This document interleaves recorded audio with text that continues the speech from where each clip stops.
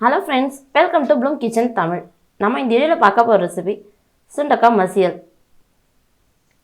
சுண்டக்காவை அப்படியே யூஸ் பண்றப்ப நம்ம வீட்ல இருக்க நமக்குமே சரி குழந்தைங்களுமே ரொம்ப அதிகமா லைக் பண்ணி சாப்பிட மாட்டாங்க. அது தெரியும், தூளா இருக்கும், உருண்டையா கசக்கும் அப்படிலாம் ஒரு ஃபீல் இருக்கும். இந்த மாதிரி மசியல் பண்றப்ப அது நல்லாவே மிக்ஸ் ஆயிடும். சாப்பிடவும் ரொம்ப டேஸ்டா இருக்கும். ஈஸியா பண்ணிடலாம். இது எப்படி பண்றதுன்னு பார்க்கலாம் வாங்க. இது செய்கிறதுக்கு நான் 100 கிராம் சுண்டைக்காய் எடுத்திருக்கேன். அதை பிஞ்சு காயாக எடுத்துக்கலாம், முத்தல் காயாக இருந்தால் நம்ம ஒமிட் பண்ணிடலாம். 2 அரிஞ்சு தண்ணியில் போட்டிருக்கேன். இப்போ ஒரு ட்ரை பேனில் 50 கிராம் துவரம்பருப்பு மீடியம் ஃப்ளேமில் வச்சு வறுத்துக்கலாம். 50 கிராம் துவரம்பருப்பு, 25 கிராம் கடலப்பருப்பு, ரெண்டத்தையுமே நல்லா வாசனை வர வறுத்துக்கலாம். மீடியம் ஃப்ளேம்லேயே வச்சுக்கலாம். இங்கே பாருங்கள், நல்லா வறுபட்டுருச்சு. இப்போ ஒரு பிளேட்டுக்கு ட்ரான்ஸ்ஃபர் பண்ணிடலாம். இப்போ இதில் வெந்தயம் அரை டீஸ்பூன், மிளகு அரை டீஸ்பூன், பூண்டு ஒரு 3 பல், மிளகாய் ஒரு 9, காரத்துக்கு ஏற்றப்பல மிளகாத்தூள் நம்ம சேர்க்க போகிறதில்ல, இந்த மிளகாய் தான் காரத்துக்கு ஏற்றப்பல நம்ம வச்சுக்கலாம். இது எல்லாத்தையுமே லைட்டாக வாசனை வர மீடியம் ஃப்ளேமில் வச்சு வறுத்துக்கலாம். இதை எடுத்து ஆற விட்டுறலாம். இப்போ பேனில் எண்ணெய் எடுத்துக்கலாம். 2-3 ஸ்பூன் எண்ணெய் எடுத்துக்கலாம்.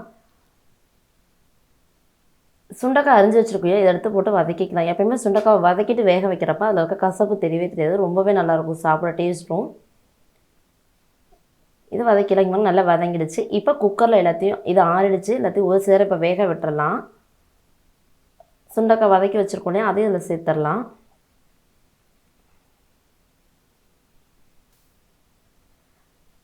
தண்ணி அதிகமாக ஊற்ற வேணாம், முழுகிற அளவுக்கு தண்ணி ஊற்றலாம். ரொம்ப அதிகமாக தண்ணி ஊற்றினா வடித்து விடுற மாதிரி இருக்கும். கொஞ்சம் கரெக்டான அளவு தண்ணி ஊற்றிக்கலாம். முழுகிற அளவுக்கு தண்ணி ஊற்றினா போதுமானது. ஏன்னா துவரம்பருப்பெல்லாம் வச்சுருக்கோம், இதனால் அந்தளவுக்கு ஏற்ற மாதிரி தண்ணி வச்சுக்கலாம். போட்டு மீடியம் ஃப்ளேமில் வச்சு 3 விசில் விட்டுறலாம். ப்ரெஷர் ரிலீஸ் ஆகிடுச்சு, விசில் வந்துடுச்சு. இப்போ ஓப்பன் பண்ணி பார்க்கலாம். இங்கே பாருங்க, நல்லா வெந்துருச்சு, குழைய வெந்துருச்சு.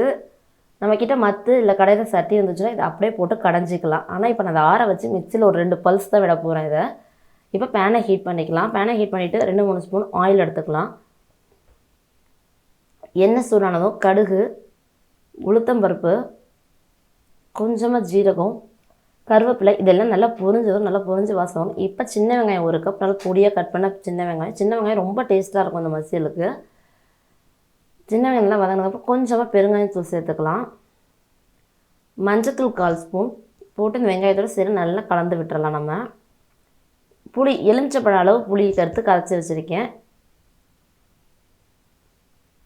இது நம்மளோட புளிப்புக்கு ஏற்ற மாதிரி நம்ம சேர்த்துக்கலாம். நம்ம வீட்டுக்கு புளி எப்படி இருக்கோ அதுக்கு ஏற்ற மாதிரி நம்ம சேர்த்துக்கலாம். இப்போ இங்கே பாருங்கள், 2 பல்ஸ், ரொம்ப மைய அரைக்கூடாது, தண்ணி சேர்க்கக்கூடாது, சும்மா விட்டு 1-2 பல்ஸ் விட்டால் போதும். இந்த மாதிரி இருந்தால் போதும்.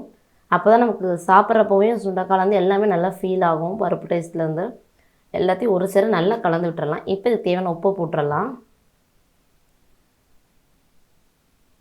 நல்லா கலந்து விட்டு ஒரு 2-3 நிமிஷம் நல்லா கொதி வர விடுவோம். இப்போ நல்லா கொதி வருது. தண்ணி மட்டும் பார்த்து சேர்த்துக்கணும், இல்லை ரொம்ப லிக்விடாக ஆகிடும். இந்த மாதிரி இருக்கும் மசியல் ரொம்ப நல்லாயிருக்கும். தயிர் சாத்து தொட்டு சாப்பிடுவோம், சரி சாதத்தோடு பிசைஞ்சு சாப்பிடுவோம், அவ்வளோ டேஸ்ட்டாக இருக்கும்.